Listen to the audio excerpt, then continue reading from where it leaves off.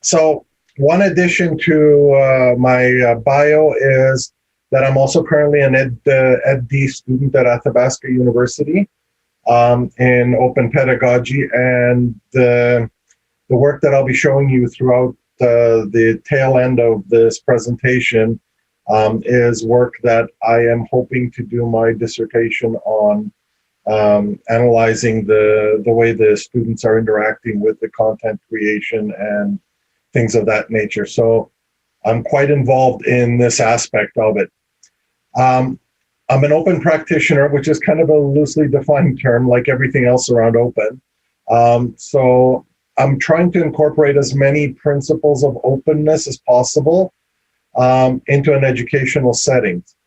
My job, in theory, is to teach language, culture, and that's pretty much where most of it ends. I'm trying to integrate a lot of social responsibility into the material so that the students are more, have a broader perspective on the world rather than just Latin America and Latin American culture and things like that. So it's kind of broader. So I'm hoping that this conversation is going to be a few minutes about open pedagogy, what it is and what the theories are out there that are flying around. An example of a cultural activity that I do with first-year students, which is an open pedagogical practice that they're working in. Then a textbook that the students from a second-year course and I created over the last 3 years. Then I'll talk about some of the ups and downs and then hopefully have some questions, discussion, and I'm hoping I can show the content live for all of you. If you feel like you'd like to ask a question as I'm going through, please feel free to just unmute and ask a question and we'll deal with it then. We should have more than enough time. I was kind of thinking of how to start this off so people get engaged with the presentation and the pedagogy aspect of it. And I was kind of thinking maybe if we start thinking about what was one of those challenges that happens in online delivery during COVID. And oddly enough, we discussed it right before the presentation. So I'll rehash the conversation a little bit. So when I was teaching the first year classes at U of C, getting the students to engage with the instructor and having a dialogue was a problem. Getting them engaging with each other was also a problem because a lot of people just don't turn on their video camera. And really, for the most part, you don't know if anybody's even there. Open pedagogy, I think, addresses a lot of these issues because it forces people to interact. And those interactions, once they become sort of second nature for the students are willing to turn on their cameras, look at each other, interact with each other, and it makes the classroom much more enjoyable. All right, so what's open pedagogy? There's a lot of definitions going around and a lot of different terms. So open pedagogy, you will also hear open educational practices, OER-enabled pedagogy. Basically, it's anything to do with open educational resources used in an open or sharing teaching setting. The idea is to improve institutional and professional, individual level learning, etc. But a lot of people just remove it down into students being part of the teaching process and engaging in the learning and participating in the co-creation of knowledge. So I'm going to tell you a little bit about my journey. So in 2012, I started to integrate OER into my teaching because I found out that they existed. And for the most part, those OERs were things that students were donating to me, but not as OERs. They were basically allowing me to use their materials, give them credit, and so on and so forth, because I didn't know that Creative Commons licensing existed at the time. In 2015, I got a grant from the Alberta government to develop a Spanish grammar OER. And we got a lot of students, graduate students, and professors from Western Canada involved in editing and creating the OERs, because when I was looking for content, I couldn't find what I wanted. Then in 2018, I came into a classroom and I decided that I wanted to see what I could do really out in the open. And I think this image really kind of demonstrates what open pedagogy was for me, as opposed to the traditional model, right? You're kind of jumping off a cliff and hope there's a lake, or that when you're falling on this sand dune, it's soft, because otherwise it's going to really hurt. I have to admit, when I walked into the class, first thing I was thinking is, what the hell are you doing? This is going to end really, really bad. We started the class with just an informal agreement between the students and me about what our common goal was, how we're going to provide material for the future, for the next class and the next generation of learners coming through the course. And I got to admit, after about a month, I really didn't think that I'd ever go back to teaching this course in a normal way, and I haven't. So at least that was a good thing. In 2019, the students worked from sort of a skeletal framework of a textbook. By 2020, they were just augmenting the textbook with additional stories, case studies, and things. And I'll discuss some of those elements later. And this, I guess, month and a half ago, we finally published as an open Spanish composition textbook. If printed, it comes out to around 300 pages. For the most part, it's been created by undergraduate students over the last 3 years. And it's a dynamic textbook like all OER, so it's constantly going to be added as students contribute to it, but at least there's enough content there now that the students can run with it and do nothing extra and have everything they would need for the course. So BC Campus does a really good job of sort of focusing in on the elements that I was targeting. So disposable assignments are things that I personally thought were tragic when I was going through university. I've written an enormous amount of essays and research that nobody read except the professor. I got some feedback and that was it. It's really disappointing when you put in that much work and really it goes to give you a letter, but absolutely nothing else. So I very much wanted to create something where the students didn't feel like they were wasting time just giving me something to read so they can get a mark. And the second part that BC Campus identifies is a resource that improves the learning space for future students.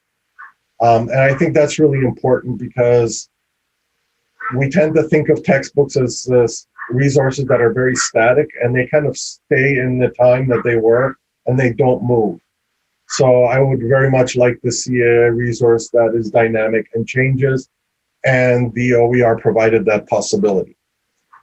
So now I'm going to show 3 different models and kind of stress some of the elements that I thought were important as we're developing that sort of overall open pedagogy strategy. So the first person's David Wiley. I'm sure all of you have heard of his work.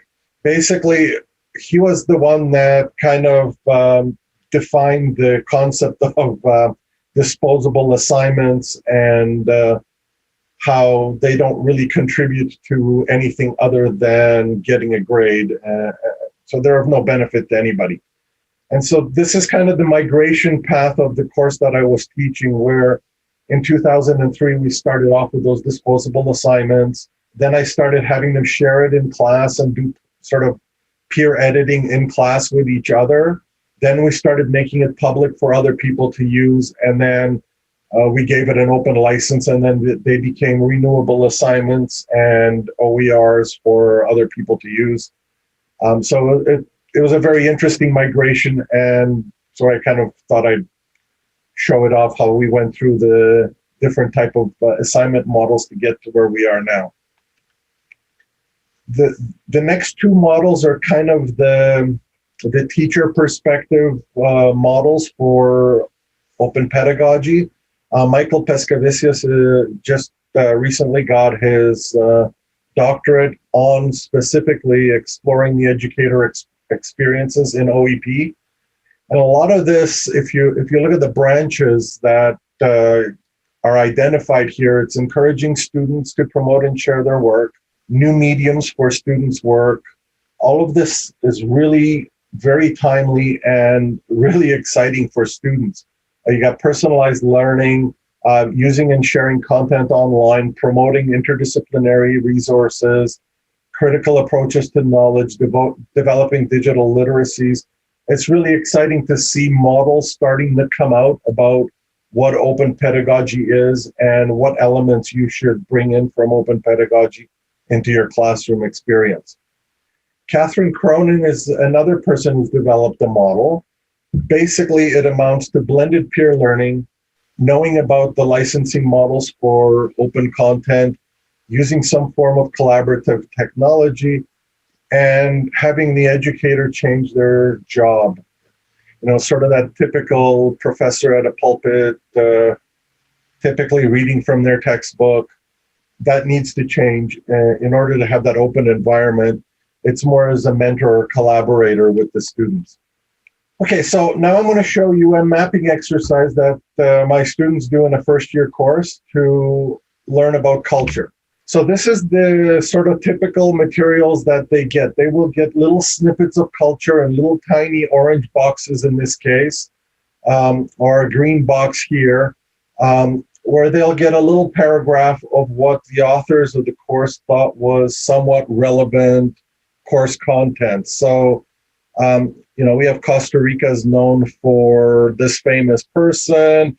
We have Nicaragua, known for this lake. We have someone who's a salsa singer, and we're done. That's our content. The students read the snippet, and we're assuming that they know everything about the culture. One of the problems I've always found is I tended to gloss over this kind of content because it wasn't really interesting to me for whatever reason. I had other interests. And I think most of our students do as well. So this is what I ended up doing, is using a map activity where the students are supposed to find Spanish cultural heritage or influence across the world in different sections. So one was sort of a North American focus, then Central America, then South America, then Spain, and then the rest of the world. And so the students would go to a Google map, find a place, find something that interests them, link the location to the text, and place it on the map. So you'll see this is just an example. So for Canada, Strait of Juan de Fuca has a very strong Spanish history. I've never seen this in the textbook. Of course, they're all in the US, so I guess it's not that important that most of our Pacific coast had a strong Spanish history. But some student found it and they thought it was interesting, so they wrote it up, edited from Wikipedia or from whatever other resources they had, and they came up with content that other students are now expected to read and reflect on, interact with, and provide some content that way. And that's what they get marked on typically. This stuff, their contributions are all pretty decent. Old Havana, just examples. A beautiful river that I didn't even know existed in Colombia. Now I really want to go to Colombia because it's all colorful at the right time of year. The border between Morocco and Spain, and what it's like, the kind of walls that we have around the world. All this content they picked. They found it interesting for whatever reason. So they were much more prone to engage with it. I really like this one about the sharks in a freshwater lake, and how people occasionally get eaten there as well. So, not very comforting because now I can't swim in Lake Louise or any place else close by. All right. So one of the advantages of this stuff is that rather than having them presented passive information that they have to memorize or somehow internalize, their inquiry drives their learning. If they're interested in business, they can find Spanish businesses. If they're engineers, they can find Spanish technologies or whatever it is, and they can share that with their fellow students. Their fellow students take more of an interest because now they know Bob and they want to read what Bob had to say, as opposed to there's this, professor out in limbo who thought about this and I really don't know them and I don't care about them. So personalizing it is really good. They don't memorize trivia. They explore, they discover, and they reflect on the world, which I think is absolutely powerful. And it makes them more willing, or it drives more interest, so they learn more. They may want to travel now, or they may want to check out these places. Like I said about that river valley. Oh, wow, that was really cool. I think I want to climb a volcano or something like that. If you don't present that material, and if they find it, somehow it's much more meaningful to them. It's a lot more fun for them because they're engaged in exploring the map and finding the content as opposed to just passively reading and absorbing the information. And on a personal level, it's really cool to learn about new stuff from students. I think that part of the classroom experience is really enjoyable when it's not just this sort of one-way spoon feeding, but you're actually dynamically growing in for everybody. Okay, so now this is going to be the textbook that I created. So I taught the course 7 times between 2003 and 2016 at U of C using a traditional textbook. Student engagement was terrible in the first couple of years. So I created a collaborative component where we took out basically about half the class time of our discussions together, and they spent it in groups, editing each other's work, suggesting content improvements, correcting each other's grammar, things along those lines. And at the end of it, some of them shared their documents with me, just, so I could share them with other students as a model. Like I said, that was before I knew Creative Commons licensing existed. So once that came along, it changed everything a little bit. Then this course was offered at Athabasca University with similar content, similar textbooks, and right now between the two courses, there's about 60 students a year going through this course. So initially, that's not a huge amount, but a little bit of money being spent anyways on books. I consider the cost issue, maybe in this case, not necessarily the biggest motivator.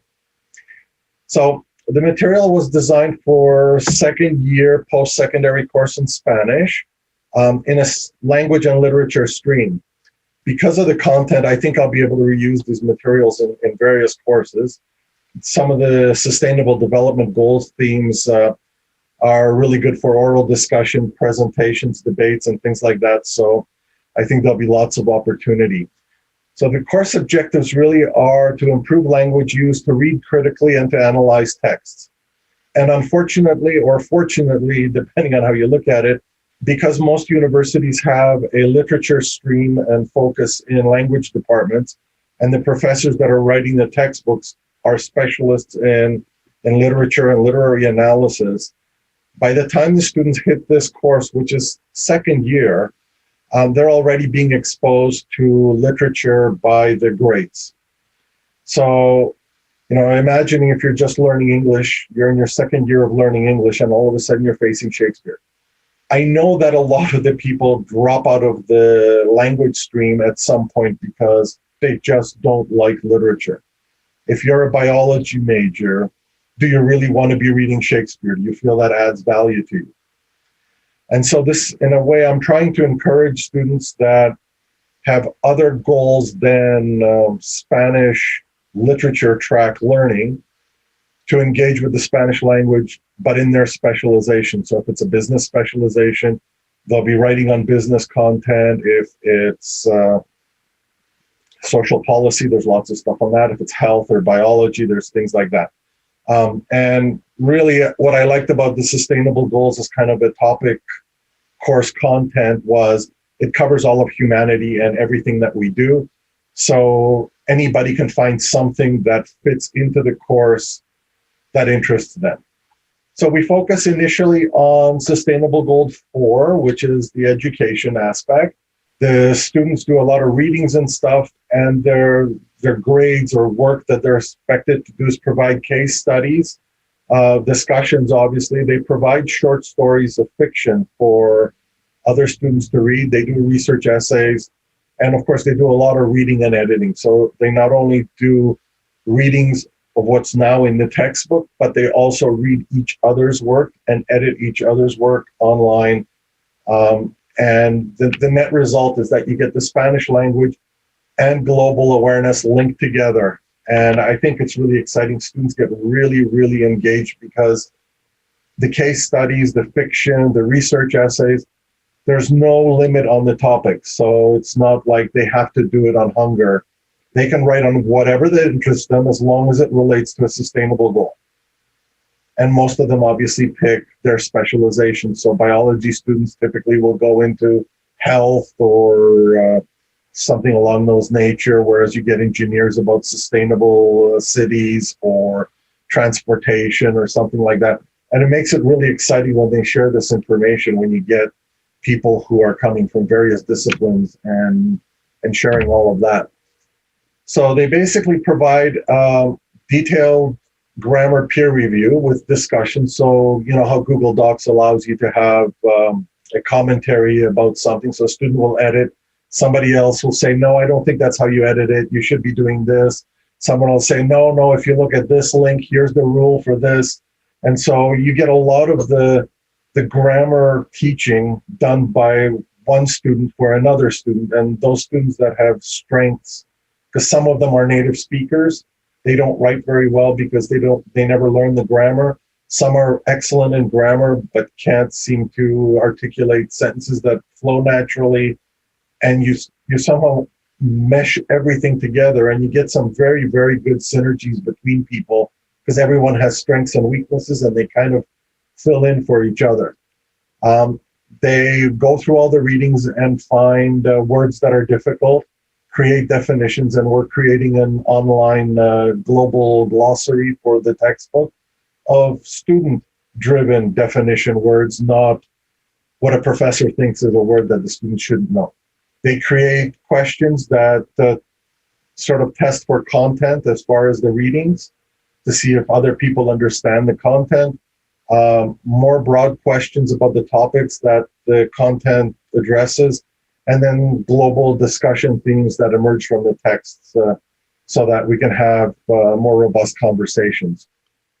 So this is what the content ends up looking like. And like I said, I'm kind of hoping that we'll be able to go through it live. It's all in Moodle.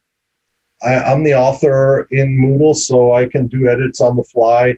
When students in class tell me there's a typo or an edit, usually by the time the class is over, the edit has been corrected.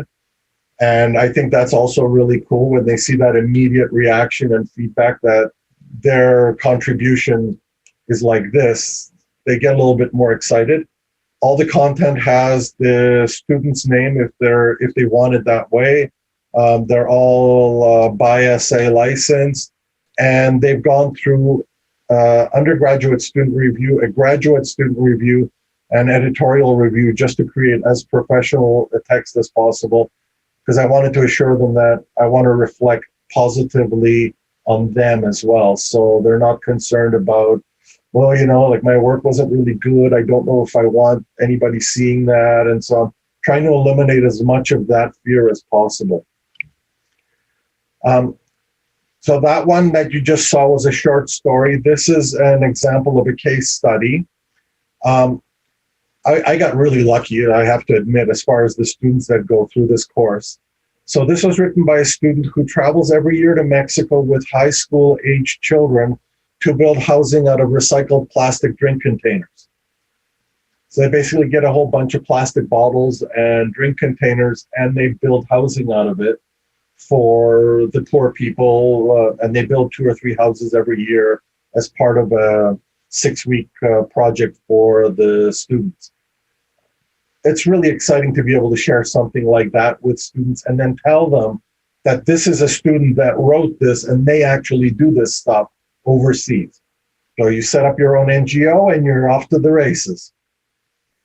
Okay, so I think now I'm going to try and convince you that, or whoever's listening, that open pedagogy is valuable and it's worth trying. I'll talk about some of the pros and the cons, and as usual, because it's better this way, I'll do the cons first. And they're not necessarily cons, they're really just challenges. And they're challenges because of the way we're used to teaching. And I'm hoping that I can convince you that they're actually not really challenges. They're more like opportunities for changing the way we teach. One of the things that I think a lot of people struggle with is we're in a very structured educational system where we have course content, grades, credits, degrees, and it's a very rigid framework. And it makes it really hard to adopt an open, flexible, and sometimes chaotic learning framework. Like I said, my assignments, the students can write on any topic they want. That's really hard. Their short stories are about anything. How do you compare a short story about, you'll see some of them probably, but there's one about the life of a recycle bin. Very exciting, gripping. And one about a woman that was, or I guess a girl who was sold into sex slavery and went through that ordeal. And how do you even compare something like that? That's one aspect of it, where sort of equality for everything is really hard if you're focused on the grades and the outcome of the grade. If you're focused on the learning process, the collaboration, and the end product from the group, it becomes easier, but it's really hard to do in a competitive environment where students, did I get a better mark than him? And, so if we can get past that grading for credit, I think this will work a lot better. One of the things that I think is really important is that cooperation and collaboration is going to be a key for success in the 21st century. If you can't work together nowadays, you're going to be useless. All these solo actors that do everything by themselves, they just will not be able to compete in anything on this planet. And yet our academic system really enforces solo flying and not working together. And it's really debatable whether the work that they're doing collaboratively doesn't classify as academic misconduct, because they're having peers, sometimes better than them, looking over their content and helping them make corrections and things like that. I don't know if that's necessarily allowed. So there's a little bit of a structural problem in the way our university education is versus what open education really embraces. This is where the stress comes. We have no control over content anymore. The students are driving the content, which means as an instructor, you have to react to the content rather than sort of have pre-read everything and be the one that's really most knowledgeable on everything and move from there. Flexibility and openness is super important. You have to be able to react to whatever pops up in class. And as we mentioned before, kind of recognize that you're going to mess up sometimes. It's not going to be, that beautiful structure of the course. It's going to be a little bit more dynamic, and it'll definitely require a lot more time. Maybe not necessarily just in the preparation component, but also in reacting to the materials that are coming up. The students are going to be the primary drivers. You have to believe in them. And you have to focus on the positive and kind of not worry about the stuff that went wrong, because something will. So in this course, the typical student learns cultural awareness and sensitivity. They refine their language skills. They get literary appreciation, and they develop research skills. That's what we're expecting from this course. This is the kind of stuff that I think they get as a bonus. It's not marked. They get open educational resources and they create them. They embrace open educational practice. Oh, and by the way, the course teaches them about OER, OEP, and everything else as part of the course content, all in Spanish, of course. So they're learning Spanish and learning about open educational resources, practices, and so on. They become much more socially aware, and their role as global citizens, because the course content is the sustainable goals. That's kind of the definition of where we are in a global community. They collaborate the entire course from day one when they start introducing themselves in presentations, all the way to the very end when they get to the final essay. They're asked to reflect on everything that they do and how to improve it and how it's going to be useful to others coming down. So there's a constant process of revision. And then finally, they develop digital skills. So you saw some Google Map work. We also use Google Docs, all sorts of things like that. They're constantly engaging with technology. Some students are doing videos and things like that. So no limits on tech use at all. This is one reflection from a student that sent me an email after the course was over. And I want to highlight a couple things because I thought this was important. This class is a mix, like I said, of Native heritage speakers, people who are in their second year. And this is a Colombian immigrant. He's a finance student. And he said that the course has given me a wider perspective into international matters that affect all of us as a whole. I thought, great, that's what I was looking for. And then, this sort of, we become ignorant and neglect people in need, making us, this is self-reflection. This is amazing to see that kind of self-analysis come out of a course about how to write. So I got really excited. It's to our benefit to ensure the well-being of everyone living in this world. I think perfect motto for open education and open anything. And then thank you for helping me reconnect with my roots this semester. So to me, this is like a win across the board. And I got quite a few similar things. Students want to keep engaging with the kind of debates that we had, the discussions we had. So very rewarding. You don't get this kind of reaction for students who are just reading through a textbook. When they're writing the textbook, engaging with it, thinking about it, you get a much deeper engagement. And this is kind of what I'm hoping to do my research on, about how, in addition to this sort of top level learning, their open pedagogy enables all this kind of deeper level learning that'll make people better citizens. This is what I kind of took out of this. Walking into a classroom with no textbook is really scary. That those textbooks are a crutch. It's bad enough that most people want an exam bank and, instructor's edition and stuff like that. But I mean, this first class, literally, I came in with a one-page, chapter 1's going to be this, 2 this, 3 this, and that was it. That was really, really a terrifying beginning. The students were absolutely amazing. As soon as I told them what I wanted, what the goal was, everyone got behind it. They liked the idea of creating content, free textbooks, and they just all fell into line. One thing, some of the OERs, obviously finding OERs is terribly difficult at times. Not all OERs are OERs. So we ended up using a lot of Wikipedia, Creative Commons sites, UN sites. We found some Hispanic media sites that are licensed under Creative Commons. They're not geared for OER. They're just Creative Commons licensed material. As long as you can reuse them, you're off to the races, and it worked wonderfully. So when you're designing stuff, don't just look at OERs. Just look for anything that's open in the world and turn it into an educational resource. And I'm hoping to do a couple more textbooks, one on literature and one specifically for conversation, using a similar kind of model.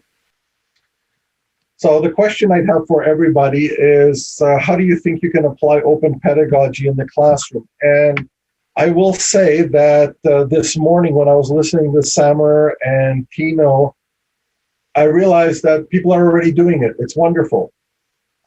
Sometimes it's not identified as open pedagogy.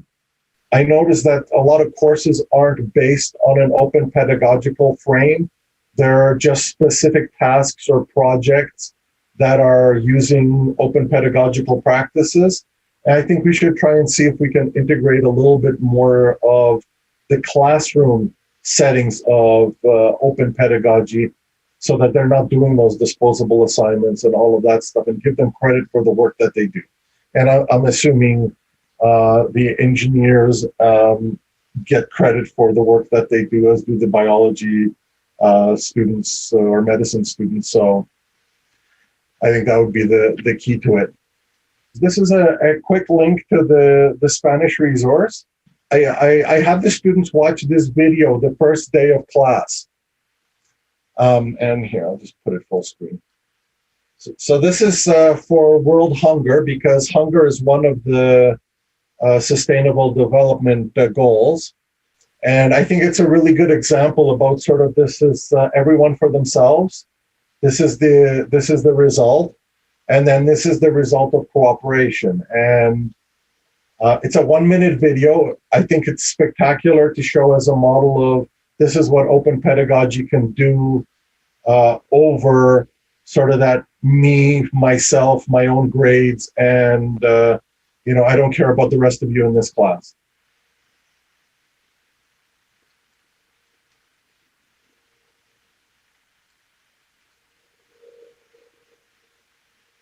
So as I mentioned, very quickly, this is one of the resources that the student created in the first year as a map. And so it's a live map. You can zoom into the city that you want to look at. And then this is about artists in Canada, sort of Hispanic artists in Canada. And you can find, we got a musician here in Calgary, and we've got a dancer in Calgary who, oddly enough, was one of my students at U of C about 15 years ago. There's a Spanish film festival, things like that. So they can take things that are in their life and share them with each other. In another unit, they were doing the Mesoamerican culture. So aside from the Maya, Aztecs, and Incas, all of a sudden they were starting to find some of the smaller indigenous cultures and writing research. And then the students had to read through these, see if they could integrate 2 or 3 of them into making some comments. A lot of them reflected about the conquest by the Spaniards and the expansion by the British and the French in Canada. Those were the kind of links I was looking for. So I was really excited to have them make those reflections for themselves rather than me teach them that. And so this is the actual course for the Spanish writing. So you have a section on the sustainable goals about open culture and open access. What are open educational resources? What are Creative Commons licenses?